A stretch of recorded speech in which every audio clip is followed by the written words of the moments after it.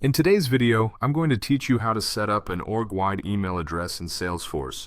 Whether you're new to Salesforce or just looking to enhance your use of the platform, setting up an organization-wide email address can streamline communications across your team, making sure that all outgoing emails appear professional and consistent.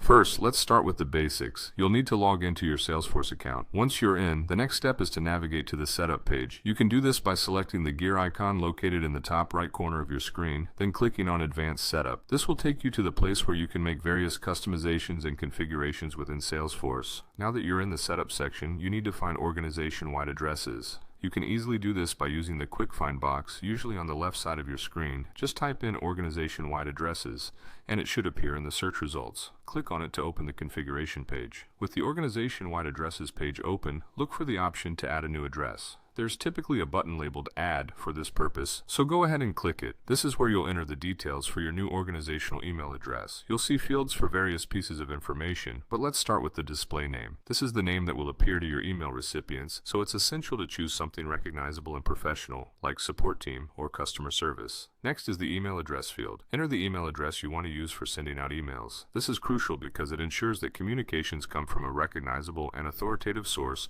linked to your organization. There's also an optional step where you can specify which user profiles can use this new email address. This can be particularly useful if you want to restrict access to certain teams or ensure that only specific roles within your company have the authority to send emails from this address. Simply select the profiles you wish to include. After you've filled in these details, don't forget to click Save. This action will prompt Salesforce to send a verification email to the address you've just set up. Check your inbox for this email. It will come from Salesforce. Open it and click on the verification link. This step is necessary to confirm the email address and complete the setup process. Once the email is verified, you're all set. Your new organization-wide email address can now be used in various Salesforce features like workflows, approval processes, and email alerts, ensuring consistent and professional communication across the board.